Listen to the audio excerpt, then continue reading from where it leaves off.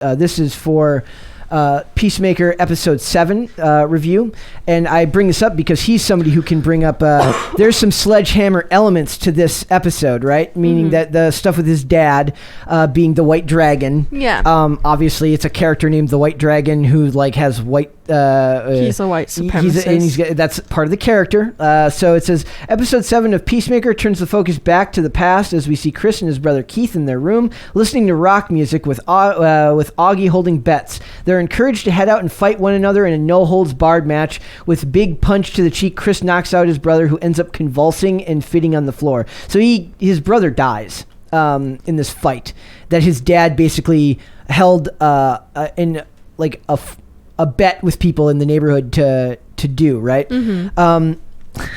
It's very one-dimensional in how like they're all the Hicks are portrayed as just ridiculous caricatures. I hated that part of it. I'll give Gunn leeway on this because he tends to make all characters caricatures in some sort, so it's not like it's just these people. Most of the people in the show have ridiculous personality traits, so why wouldn't these characters as well? I wouldn't expect them to be more nuanced in that way. So basically in this episode we see him and Vigilante go on the run because they found out that Adebayo had planted this diary in Peacemaker's mobile home to get him in trouble, and then they find out that after they find out that Myrn was one of the butterflies, the butterflies have infected the entire police force in this neighborhood, right? And don't forget the prisoners who were there. Yes, and the prisoners. So they're going out, now they're all working together. It's really funny looking to see a bunch of cops and prisoners like marching together to do stuff. Judo Master escapes. This is actually really funny because like somebody calls him a leprechaun because he's that short. And he's got a green outfit on. And then like all of a sudden, like when they came out, he like hits them when they straight up came out. And the store clerk at the gas station, mini mart, sees the whole thing, but all he did was a thumbs up. I will say like there's like this funny meme that I used, not meme, but it was like a gun control thing. I apologize for getting political, where they talk about how long are we going to let people have their fantasy about saving someone in the street, about people who have weapons, like protecting someone. How long are we going to let that fantasy go on before we ban guns? A lot of what I see from shows like this is people who have that fantasy of like they walk into a store and someone needlessly heckles them and then they get to beat them up, which never actually happens in the real world. Like this happens in almost everything that we watch. Like in the beginning of Reacher, there's even a scene at the beginning where they avoid this, where he's going into a diner and this guy's like heckling his girlfriend, being mean to her, and all he has to do is look at the guy to get him to apologize. But at least that's more subtle than what they're doing here. A lot of it is like this, like I would punch the crap out of somebody who disrespected me, which, as we know, most people, once they're actually put in that position, rarely, if ever, I was gonna say, I feel like people often will be like, if he ever looked at me, I would beat him up, or like whatever. And like, I don't know, I've definitely heard people say that, and like, you don't say anything, but in the moment you're also like, would you? Like, would that be your first instinct? Partially because like the people who are saying it are not like outwardly violent. Like there are some people who have a hard time controlling their temper, and if they were to say that, you'd be like, yeah, I could believe that. Like, you would just start punching, but... Or it's people who just grew up on the internet and never understood what it's like to be in an actual fight. That's true. And they sure get into a lot of online arguments. That's true. Mortal Kombat, it's not real, you guys. Exactly. So the biggest part of the storyline is we see how his brother dies, and the main story, and I'm glad they paid this off this episode and got it over with his dad being the White Dragon and his followers. I kid you not, I wrote the quote down in the subtitles, or not in the subtitles when they give like a description of what's going on. There's a thing where it says, racist thug groans. So his dad, the costume was cool. The costume that did you ever see the show Arrow? I didn't watch it fully, but I know the first season was really good in my mind. In season 2, there's a character named Sebastian Blood who wears like this like this skull mask to like, and then it's kind of supposed to be played like what was his character, the guy from Cillian Murphy's character from The Dark Knight. I can't remember the name of it. Do you lose points as a pop culture host? Yes, I do. Yes. Every time that happens, as soon as I started, like... Slowly, when he forgets... You're going to put Scarecrow. Death Row Records behind you, and I'm going to put a scoreboard. And every time you get something wrong, I'm just going to mark it. It's very annoying. But also it's like my memory's fantastic anywhere but here. But it's getting better the more we do. But like it's I don't care. So Scarecrow has the mask he wears when he would give people the fear toxin. He wore a mask similar to that, and that's what this mask that White Dragon evokes. Yeah. And basically it comes down to him, Christopher, the Peacemaker, fighting his dad for the last time. Yeah. And this is where James Gunn really does a good job, because him and his dad fight, and his dad beats the crap out of him, and says, I wish, he's like, I should have killed you when you were a child. You were a failure. He talks about, he's like, you dishonored me by sleeping with those not pure of blood and men, which means like he kind of weirds in there that apparently he's also bisexual, and this makes the dad very angry, of course in the most caricaturish way ever, because it is what it is. That part didn't bother me as much, because the dad's clearly supposed to be the shithead bad guy.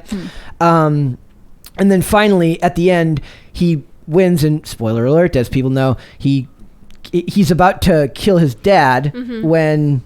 No, he does. No, I'm sorry. He does. He basically he shoots his dad. He shoots his dad, and his dad's like, "You won't do it. You need me." And he shoots his dad in the head, but then immediately starts bawling.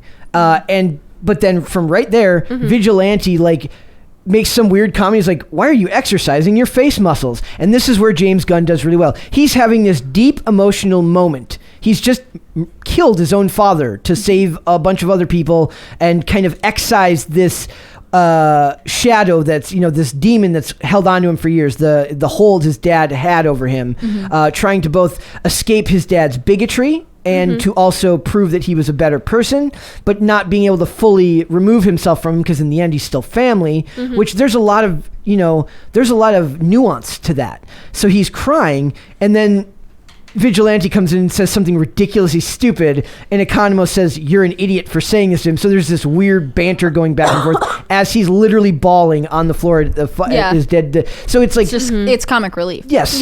But it's done in a way that it doesn't take away from the moment, because it fits. There's also the scene earlier where after the character of Myrn is murdered by all of the infected cops, the butterfly that has infected Myrn escapes and is shot by one of the other... no, not shot. She crushes it. And then Harcourt picks this thing up, and there's literally this emotional moment where she watches a CGI butterfly die. That's like the butterflies are supposed to be like the bad guys. And that was like the most emotionally evocative part in the series for it. Yeah. And it's where that actress really does her best work. No, I felt more emotion when she was complaining to Adebayo. Where she was like, "Why would you do that to Peacemaker? Place a fake journal there." She's also calling him Chris now, because they've moved past this part where she considers him a friend now. So she's not calling him Peacemaker; she's calling him Chris. That, I believe, is script relevant. That they change what they're calling what she's calling him, because they now see each other differently. Well, I don't know.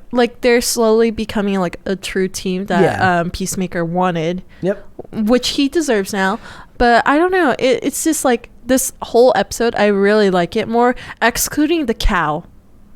Half the budget had to have spent on this thing at the end. There's this. It's an ugly ass thing. It's not. I don't know what it is. It looks it's a like bug. It looks like a giant Slimer from. It's a bug with 6 eyes. But the CGI is really, really good for a TV budget. But it is disgusting looking. There's also Vigilante. He continues to be my favorite character. Yeah. They go to a vet clinic to get patched up, and Vigilante's like, "Well, we got to kill these vet workers now because they've seen our faces and they know who we are." And they're like, "We're not going to do that. We're just going to tie them up." Yeah. He's really bummed that he doesn't get to kill them at first. Economo and him had this cute little banter where he's like, "Oh, you're against zip ties, but murdering them is okay." After they decide to let them live, Vigilante's like, "Well, we can't zip tie them too tight because their wrists will hurt. Or we can't," and he's like, "Wait, so you care about their skin getting burned, but you were about to brutally murder them?" Yeah. And he goes, "Yes."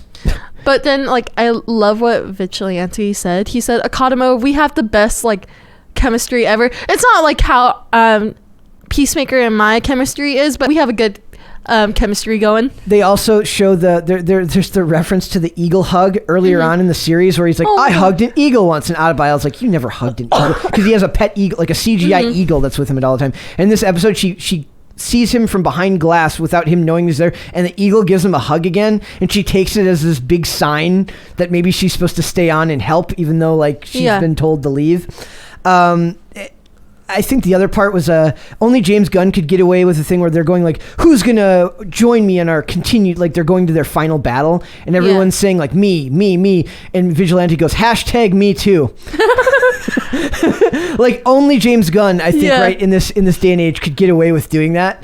I really did like this episode, and there's no bad time to rock. No wrong time to rock becomes like a rallying cry, because they're like, they keep playing rock music whenever they're in the car, and then he's like, there's never a bad time to rock, and then finally like they're literally escaping like a bunch of gunfire, and he's like looking away from the gunfire and driving to turn the radio up. And he goes, what are you doing? He goes, you said there's never a bad time to rock. He goes, this is the bad time. Well, I just want to point out, so I was talking to one of our fans. His name is Tim, and he was like, if you think about it, no, not Tim Pool, but that would be cool. I was talking to Tim Pool about music, but and I would fangirl over it, even though he's my boss, but whatever. But we're talking about like how music can like basically sway your emotions, and he's like, rock, even though they talk about the most depressing thing ever, like basically like self-harm and suicide, it still has like this weird emotion where it motivates you. Oh yeah. So that's why like I feel like I kind of relate to it, because like rock, even though like you think it's the wrong time to do it, but it motivates you somehow. Music done right in television movies absolutely can be like, to me, like a perfectly done trailer is one of maybe the most beautiful things in the entire world. A lot of them now have become so formulaic, but still like, that proves the power of how it's put together. That you can watch a trailer. Most of there's like, I've showed you that video about like how every major blockbuster movie trailer is made, and it says low blah blah, and it literally just describes, it says intro title, and it literally just does the entire trailer without any actual movie being made. It says like evocative statement at the beginning, and it says, it's like, you know that thing that's supposed to happen, well, it's happening. It's not about anything in particular, but I'm saying like, the music is a huge part of that, right? Music like basically can motivate people, like certain emotions. The trailer for Death on the Nile it's like a studio done version of Depeche Mode's Policy of Truth was what made me want to go see the movie more than the movie itself. So it proves to you the power of what that does for it. But so I'm glad they got the storyline over with now, because I did think that the dad storyline was for the most part unnecessary. Like they could have even saved it for season 2. Like they did it because it helps the character of Peacemaker. It humanizes him to watch him struggle with his dad's sins and try to be better than him while still being kind of a douche. Like it makes him dynamic, but I felt like there wasn't enough attention given to it, that when he finally does take his dad out, there wasn't enough emotional resonance there, because I don't think enough time was given to that storyline to really make it feel like what they wanted it. What they didn't, you didn't get the emotion out of it that they were looking to get, because it just wasn't there it wasn't featured enough throughout. So, because it wasn't my favorite storyline, I don't really care as much. But Cena absolutely owns this role. Like the face he makes after he shoots his dad is just tragic. Like he is absolutely. I don't know if he's actually a fantastic actor, or if he was just designed for this role. But he does both the douchebag part and the extremely emotional, vulnerable part very well, in a way that very few actors with as little experience as him would be able to do. Because acting in wrestling is much emotion as they do actually have to convey in wrestling. It's not the same thing. So finale next week, and then we'll be done with it. I'm excited to see if it gets to season 2. I now can no longer unsee that. Was it you that told me? Somebody told me that the lady who plays Harcourt, Jennifer Holland, that's James Gunn's girlfriend, and now I can never unhear that. Every time I see her, I'm just like, Tim told you that. Tim told me that. I'm like, nepotism.